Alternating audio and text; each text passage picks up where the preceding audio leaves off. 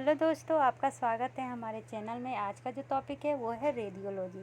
Radiology में हम review कर रहे हैं। सबसे पहले रेडियोलॉजी में हम रेडिएशन के बारे में पढ़ेंगे। रेडिएशन ऐसा एनर्जी जो मेनली सोर्स से आता है, कुछ मटेरियल से ट्रैवल करता है, उसको हम रेडिएशन कहते हैं। रेडिएशन दो तरह का होता है। एक होता है आयोनाइजिंग और दूसरा होता है नॉन आयोनाइजिंग। पता कैसे चलेगा कि कौन सा आयोनाइजिंग है, कौन सा नॉन आयोनाइजिंग है? जो चार्ज देता है दूसरे को उसको आयोनाइजिंग कहते हैं, जो चार्ज नहीं देता उसको अनआयोनाइजिंग कहते हैं। तो इसका एग्जाम्पल क्या होगा? ये हो गया आयोनाइजिंग, ये हो गया नॉन आयोनाइजिंग। याद रखिएगा, जो एक शब्द का होता है ना ज़्यादा, वो आयोनाइजिंग होता है। जो दो शब्द का होता है वो नॉन आयोनाइजिंग होता है। जैसे कि X ray, gamma ray, alpha रे, बीटा रे, कितना इजीली याद हो गया। नॉन आयोनाइजिंग में ultraviolet, visible light, infrared ray, उसके बाद माइक्रोवेव और रेडियो वेव। ठीक है, इसको हम कैसे पढ़ते हैं? तो एनर्जी स्पेक्ट्रम से भी पढ़ते हैं। एनर्जी स्पेक्ट्रम इक्वल टू क्या था? E equal to H mu. H Planck's constant होता है। ठीक है, एनर्जी में लिए एसोसिएटेड होता है कोई भी रेडिएशन से जो ट्रांसफ़र करता है मैटर को। ठीक है, तो याद कैसे करेंगे? तो सबसे ज़्यादा जिसका फ्रीक्वेंसी होता है वो होता है कॉस्मिक एनर्जी, फिर गामा, फिर एक्सरे, फिर अल्ट्रावायलेट। सबसे कम होता है रेडियो वेव का। ठीक है, तो ये जो एक शब्द वाला है उसका ज़्यादा होता है और फ्रीक्वेंसी, और जो दो शब्द वाला है उसका फ्रीक्वेंसी कम होता है। मतलब कि आयोनाइजिंग का फ्रीक्वेंसी ज़्यादा होता है और नॉन आयोनाइजिंग का फ्रीक्वेंसी कम होता है। तो डिफरेंस कैसे करेंगे? तो एनर्जी इसमें क्या होगा? ज़्यादा होगा, तो फ्रीक्वेंसी भी ज़्यादा होगा, लेकिन वेवलेंथ क्या होगा? कम हो जाएगा। ठीक है, अब इन दोनों में कॉमन फीचर्स क्या होता है? तो दोनों में वेलोसिटी सेम होगा, कोई भी मास नहीं होंगे, कोई भी चार्ज नहीं होगा, और फोटोन होंगे। फोटोन क्या होता है? एनर्जी ऑफ ये पैकेट ऑफ एनर्जी होता है। ठीक है, तो चलिए अब इसके अनुसार मेनली आयोनाइजिंग को दो पार्ट में बांटते हैं। एक तो जो इलेक्ट्रोमैग्नेटिक है और दूसरा जो पार्टिकल है। इलेक्ट्रोमैग्नेटिक में एक्स रे और गामा रे आ जाएगा। तो फिर ये दोनों एक दूसरे से अलग कैसे होता है? एक्स रे जो होता है वो मेनली होता है एक्स्ट्रा न्यूक्लियरी, मतलब कि वो जो होता है ना, ऐसे मान लीजिए न्यूक्लियस है ये वाला, तो ये न्यूक्लियस को क्रॉस नहीं करता, इसके बाहर से ही ये रिटर्न हो जाता है। गामा रे क्या है? इंट्रा न्यूक्लियरी है, ये न्यूक्लियस से क्रॉस होके मेनली रेडिएशन करता है। ठीक है, तो ये डिफरेंस समझ में आ गया। पार्टिकुलेट में क्या क्या एग्जाम्पल है? मेनली पार्टिकुलेट में एग्जाम्पल है इलेक्ट्रॉन, प्रोटॉन, न्यूट्रॉन और अल्फ़ा। इलेक्ट्रॉन को हम बीटा रेज भी कहते हैं और अल्फ़ा को हम हीलियम भी कहते हैं। ठीक है, उसके बाद फोटोन को हम H प्लस कहते हैं और न्यूट्रॉन को न्यूट्रॉन ही कहते हैं। ये जो फोटोन है ना, ये एग्जिबिट करता है ब्रैग पिक, क्या BRAG ब्रैग पिक को करता है। लेकिन जो न्यूट्रॉन है ना, वो ये इलेक्ट्रिक फील्ड को एक्सीलरेट नहीं कर पाता है। तो ये याद रखना आपके लिए बहुत ही ज़रूरी है। अब कोई पूछे हाईएस्ट पेनिट्रेटिंग पावर किसका होता है? तो सबसे ज़्यादा पेनिट्रेशन जो हमारा करता है वो गामा रेज करता है। कौन सा करता है? Gamma rays. तो चलिए अभी इतना तक रिवाइज कर लेते हैं।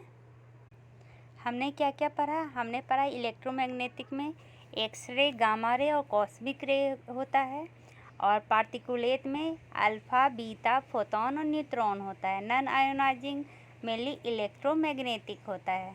ठीक है, यहाँ तक पढ़ा है। अब कोई क्वेश्चन पूछेगा एक्स रे कैसे डिफ़र होता है गामा रे से? तो फ्रीक्वेंसी, मतलब कि फ्रीक्वेंसी से डिफ़र होता है, वेवलेंथ से डिफ़र होता है, एनर्जी से डिफ़र होगा, ओरिजिन से डिफ़र होगा, लेकिन वेलोसिटी सबका सेम होता है।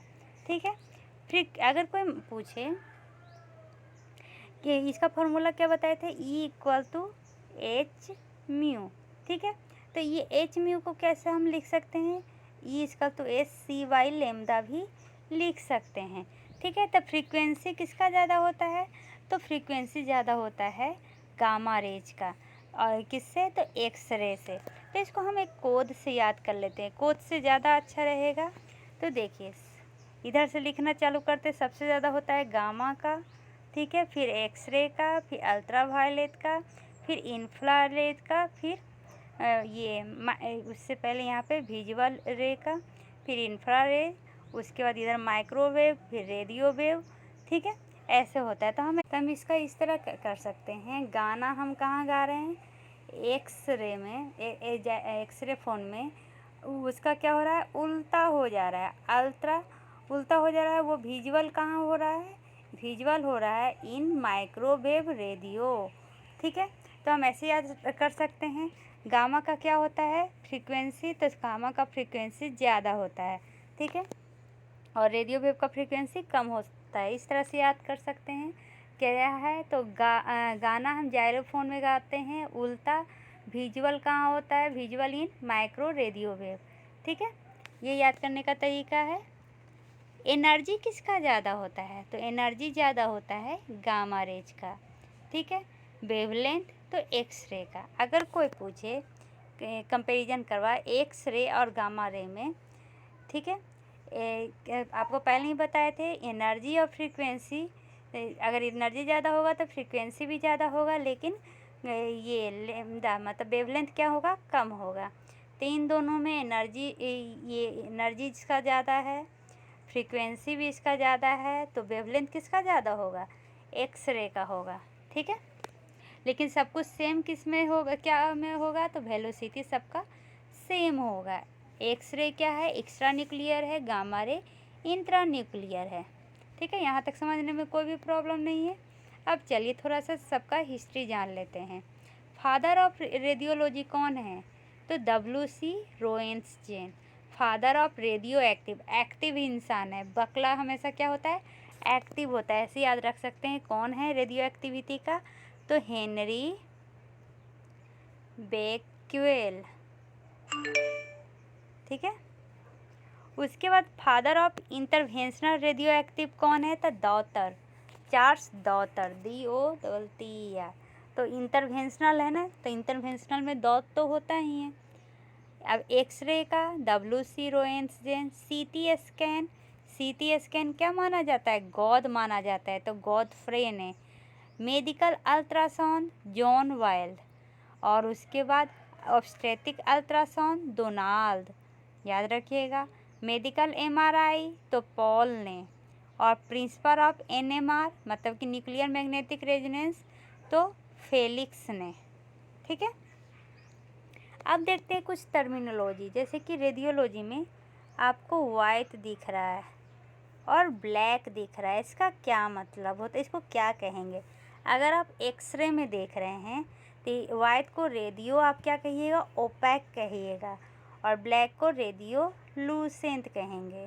CT स्कैन में हाइपर डेंस कहा जाता है वाइट को, मतलब जितना ज़्यादा सॉलिड उतना वाइट दिखेगा। CT स्कैन में हाइपर सॉलिड है, इसको हाइपो सॉलिड कहा जाता है, हाइपोडेंस। अल्ट्रासाउंड में इसको हाइपर इकोइक और इसको हाइपो इकोइक। MRI में इसको हाइपर इंटेंस और इसको हाइपो इंटेंस। तो याद कैसे रखेंगे? देखिए MRI में लास्ट में आई है तो इंटेंस रहेगा, ठीक है। सोनोग्राफी में हम क्या करते हैं? मशीन से इको क्रिएट करते हैं, तो इकोइक रहेगा, ठीक है। CT स्कैन क्या करेंगे? डेंस लिखेंगे। इस तरह से हम इसको डिवाइड कर लेंगे। अब चलिए हम फोकस करते हैं आयोनाइजिंग रेडिएशन में एक्सरे और गामा रे पे, ठीक है। तो डायग्नोस्टिक मोडलिटी से इसको हम क्या दो पार्ट में भागे थे, एक तो नॉन आयोनाइजिंग, एक आयोनाइजिंग। नॉन आयोनाइजिंग में मेनली कौन कौन था? तो जो दो शब्द वाला था, माइक्रोवेव, रेडियो वेव, ये सब। तो इसमें हमारा क्या क्या कर सकते हैं डायग्नोस्टिक? तो अल्ट्रासाउंड, डोपलर, MRI, MRCP और थर्मोग्राफी। याद रखिएगा कौन कौन सा, सिर्फ इतना ही, क्योंकि जो ये आयोनाइजेशन वाला है ये बहुत ज़्यादा है, इसलिए पहले नॉन आयोनाइजेशन वाला याद रख लीजिए। अल्ट्रासाउंड, डोपलर, MRI, थर्मोग्राफी और MRCP, ठीक है। आयोनाइजिंग में मेनली हम किस पे फोकस कर रहे हैं? एक्सरे और गामा रे पे फोकस कर रहे हैं। ठीक है, तो पहले गामा रे की बात कर लेते हैं। तो गामा रे में आता है स्किनोग्राफी, ठीक है, बॉन स्कैन, SPECT स्कैन और पेट स्कैन। ठीक है, तो पेट का फुल फॉर्म क्या होता है? Positron emission tomography. SPECT का single photon emission computed tomography होता है। बॉन स्कैन में मेनली हम क्या करते हैं? TC99 का करते हैं, जो MDP स्टडीज में आता है। और सिस्टोग्राफी में TC99M का रेडियो आइसोटोप करते हैं। तो हम ऐसे याद कर सकते हैं ना कि पेट, देखिए दोनों में पेट तो लगभग आ रहा है। पेट में बॉन का क्या हो रहा है? साइंटिस्ट पेट के बॉन में क्या कर रहे हैं? TC कर रहे हैं। ठीक है, यहाँ तक समझ में आ गया? मैंने क्या याद करवाया? साइंटिस्ट जो हैं ये पेट के बॉन में TC कर रहे हैं। साइंटिस्ट सिस्टोग्राफी, पेट में 2 आ जाता है, SPECT और PET। ठीक है, बॉन तो बॉन स्कैन और TC तो TC99। एक्सरे में क्या क्या आता है? एक्सरे में आता है radiography, fluoroscopy, angiography, mammography, CT scan, जितने भी ग्राफी हो रहे हैं, फिर CT scan, bronchography, barium study, DEXA scan. ठीक है, IVP जिसको इंट्रावेनस पाइलोग्राम कहा जाता है, या फिर intravenous urography, hysterosalpingography, micturition cystography, retrograde urethrography, endoscope retrograde, ये कोलेंजियो पेनक्रियोटोग्राफी, ये सब एक्सरे में आता है। चलिए अब देखते हैं आयोनाइजिंग पावर जिसका ज़्यादा होता है ना, उसी का डैमेजिंग पावर भी ज़्यादा होता है, लेकिन उसका पेनिट्रेटिंग पावर क्या होता है? कम होता है।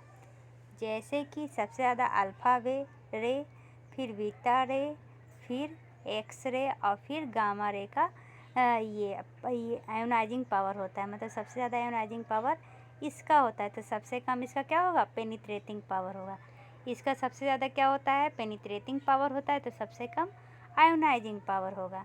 ठीक है, यहाँ तक समझने में कोई भी प्रॉब्लम नहीं है। सिर्फ पेनिट्रेटिंग पावर को छोड़ के बाकी सब में मैक्सिमम जो होता है ना, वो अल्फ़ा रेज होता है। जैसे कि मैक्सिमम लीनियर एनर्जी ट्रांसफ़र भी अल्फ़ा रेज का ही होता है। अगर कहीं पर न्यूट्रॉन आ जाए ऑप्शन में, तो उसका पेनिट्रेटिंग पावर किससे? तो गामा रेज से भी ज़्यादा होता है।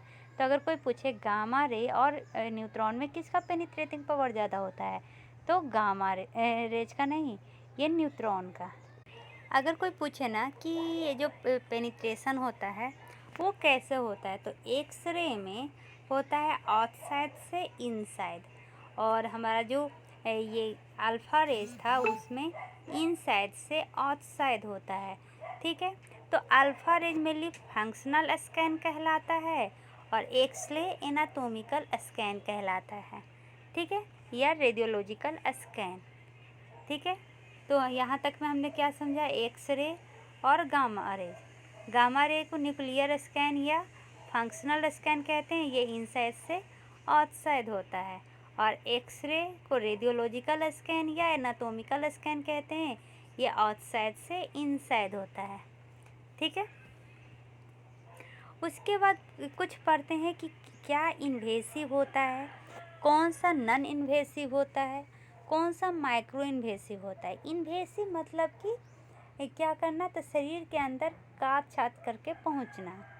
तो ज़्यादा अगर काट छाट होगा तो इन्वेसिव कहेंगे, कम काट छाट होगा तो उसको माइक्रो इन्वेसिव कहेंगे, उससे थोड़ा ज़्यादा हो गया तो मिनिमली इन्वेसिव कहेंगे, और नहीं हुआ तो उसको नॉन इन्वेसिव कहेंगे। तो आप सोच रहे होंगे नॉन इन्वेसिव में कौन हो सकता है? नॉन इन्वेसिव जैसे कि अल्ट्रासाउंड हम लोग क्या करते हैं, पेट के ऊपर से ही देखते हैं, तो ये क्या हो जाएगा? नॉन इन्वेसिव में आ जाएगा।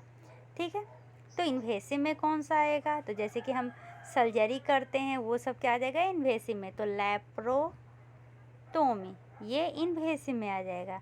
तब सोच रहे होंगे ये मिनिमम इन्वेसिव में क्या होगा जिसमें कम होता है, तो जैसे कि लैप्रोस्कोपी,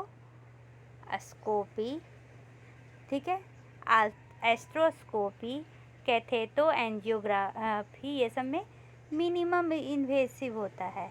माइक्रो इन्वेसिव, तो माइक्रो इन्वेसिव उसमें कहा जाता है ना जिसमें हम डाई सब यूज करते हैं, जैसे इंजेक्शन ये सब डालते हैं ना उसमें, जैसे कि सीटी एंजियोग्राफी, CEMRI, पेट, ठीक है। ये समझने में कोई भी प्रॉब्लम नहीं हुआ होगा।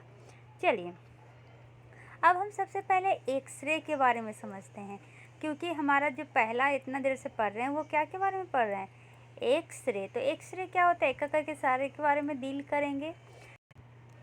सबसे पहले हम देखते हैं पाथ कितना होता है एक्सरे ट्यूब का। तो सबसे पहले एक ग्लास एनवेलप होता है, फिर हमारा कैथोड होगा, फिर कैथोड के अंदर क्या क्या होगा, फिलामेंट, सपोर्टिंग वायर्स और फोकसिंग कप। तीसरा जो है वो एनोड होगा, एनोड में क्या क्या होगा, स्टेशनरी और रोटेटिंग, ठीक है। यहाँ तक समझने में कोई भी प्रॉब्लम नहीं है। चलिए अब एक्सरे ट्यूब में इसका स्ट्रक्चर बना देती हूँ, कैसा होता है एक्सरे ट्यूब, ठीक है। फिर यहाँ पे दूर में इस तरह से होता है, ये इसको हम कहते हैं मिक्स्ड एनर्जी, ठीक है। ये इसको कहते हैं कोलीमेटर, जहाँ से निकलता है, ठीक है।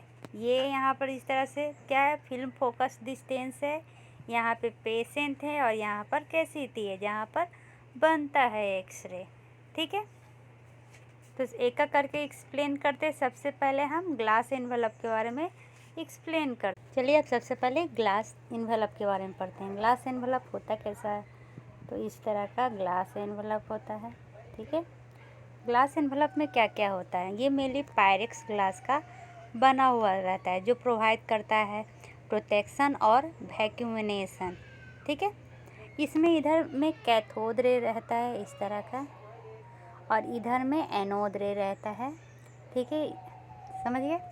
Cathode ray mainly negative charge का होता है, और ये मोस्ट अबंडेंट, इसमें जो फिलामेंट होता है ना वो होता है टंगस्टेन, ठीक है।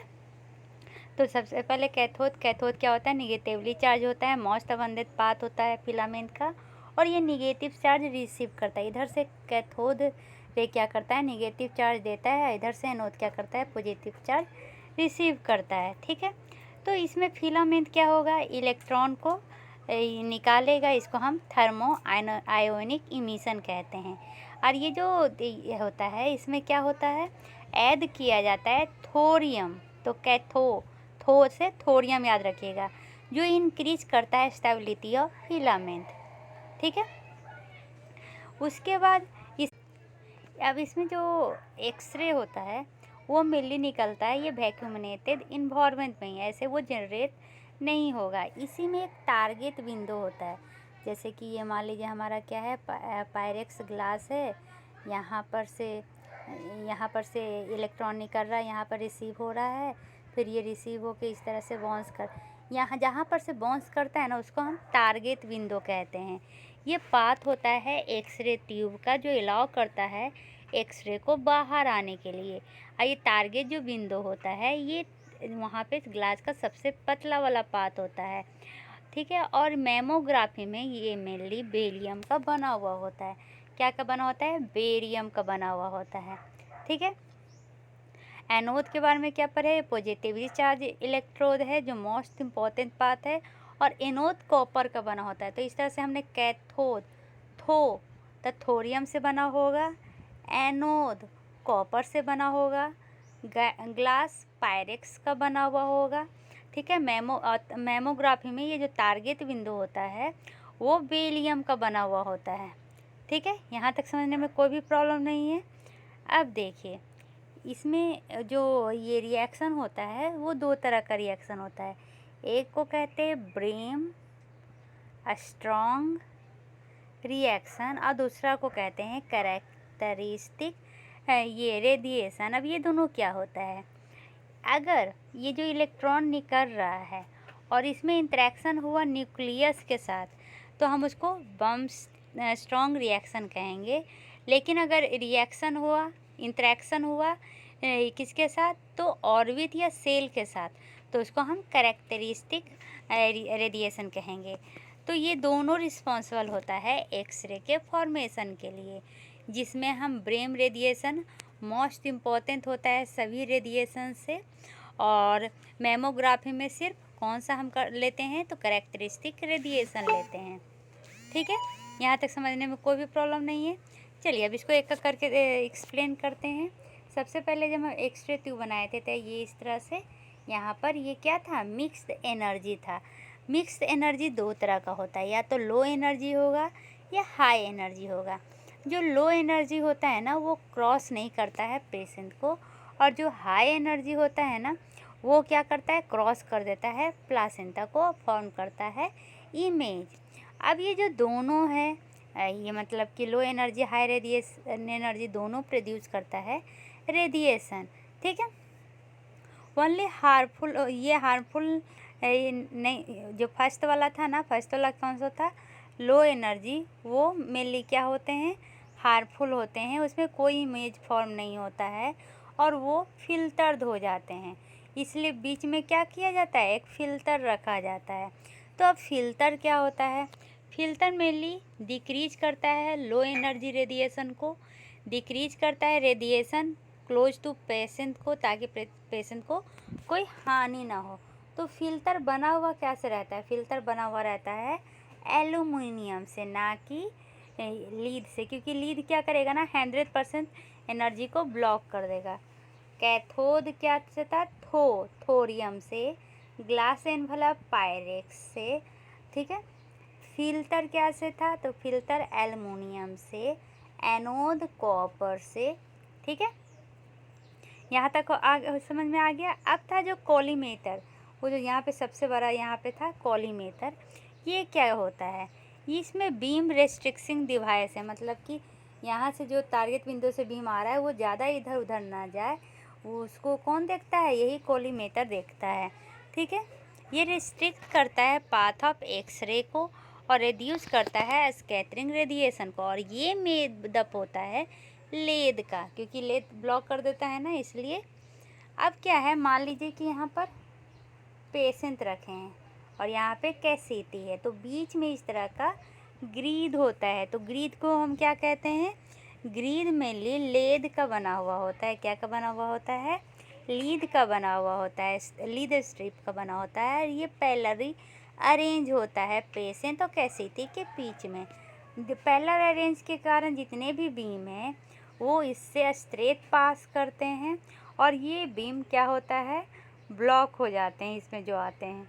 ठीक है, ग्रीड क्या है, वो लीड का बना हुआ है, और ये क्या है, बीच में पेशेंट और कैसेट के बीच में रहता है। ये ब्लॉक करता है स्कैटर्ड रेडिएशन को फ्रॉम रीचिंग टू फिल्म, जिसके कारण इमेज क्वालिटी क्या होता है, इम्प्रूव होता है। इसमें मेनली इंक्रीज हो जाता है रेडिएशन डोज। अब लास्ट में कैसेटे क्या होता है, कैसेटे मेनली दो तरह का होता है, सिंगल कोटेड और डबल कोटेड। सिंगल कोटेड में कोई सिंगल इमल्सन फिल्म भी कहते हैं, और ये AGBR का बना होता है। डबल कोटेड भी AGBR का होता है, लेकिन उसमें डबल सरफेस होता है। ठीक है, जो डबल सरफेस होगा उसमें लेस रिजोल्यूशन देखने को मिलेगा, रेडिएशन रिक्वायर कम होगा, क्योंकि इसमें बीम एक्टिवेशन डबल क्रिस्टल के द्वारा होता है।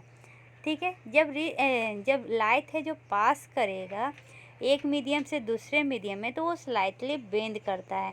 इन डबल कोटेड या डबल इमल्सन क्वालिटी में या रिजोल्यूशन ऑफ फिल्म में ये लेस होता है as comparison to single coated में। तो double coated film general purpose के लिए यूज होता है, चेस्ट एक्सरे जैसे कि, और ये डेंटल रेडियोग्राफी में होता है। और जो सिंगल कोटेड है वो मेनली हाई रिजोल्यूशन में यूज होता है, जैसे कि CT scan, MRI, digital films, mammography. ठीक है, अब एक लास्ट है स्क्रीन। स्क्रीन क्या का बना होता है, तो ये बना हुआ होता है कैल्शियम टंगस्टेनेट का। इसको हम रेयर अर्थ मेटल भी कहते हैं। इसका पर्पस क्या होता है, एक्सरे फोटोन को मल्टीपल लाइट फोटोन में बदलने का। जो मॉस क्रिस्टल को एक्टिवेट करता है और आपको बेहतर इमेज क्वालिटी मिलता है। Majority of cases double screen होता है और वो कहाँ पर, एक्सेप्ट मेमोग्राफी जिसमें सिंगल स्क्रीन देखने को मिलता है। ठीक है। ये रेडियोग्राफ में जो FFD होता है वो सब में 100 होता है एक्सेप्ट एक्सरे। FFD क्या होता है? तब फिल्म फोकस डिस्टेंस 100 होता है एक्सेप्ट चेस्ट एक्सरे जिसमें 180 होता है। इसमें 180 क्यों होता है? क्योंकि ये जो हमारा चेस्ट एक्सरे है ये 180 पे होता है, क्योंकि हम लोगों को क्या चाहिए? कार्डिक मैग्नीफिकेशन नहीं चाहिए। ठीक है, क्या नहीं चाहिए? कार्डिक का मैग्नीफिकेशन नहीं चाहिए। चेस्ट एक्सरे मेनली किया जाता है ये पोस्टीरियर इंटीरियर इरेक्ट और इंस्पायरेटरी व्यू, ताकि हम डायग्नोस कर सके प्लूरल इफ्यूजन। वो भी ये कब? जब 1500 से 200 ml से ज़्यादा रहेगा तब। अब चेस्ट एक्सरे कब किस में करते हैं ये देखते हैं। अगर इंस्पायरेटरी पोजीशन में करना है तो वो जिसको, अगर किसी पेशेंट को निमोथोरैक्स है तो एक्सपायरेटरी पैटर्न में किया जाता है। जो पेशेंट खड़ा नहीं हो सकते उनको सुपाइन पोजीशन में किया जाता है। जिनमें रिफ्रैक्चर के चांसेस है उसमें AP व्यू किया जाता है, और जिसमें प्लूरल इफ्यूजन है उसमें क्या किया जाता है? लेटरल डेक्यूबिटस व्यू में किया जाता है। ठीक है। अब ये लेटरल डेक्यूबिटस व्यू क्या है? Fluid always go with gravity, fluid gravity के साथ जाता है, और एयर क्या है? अवे फ्रॉम ग्रेविटी जाता है। ठीक है।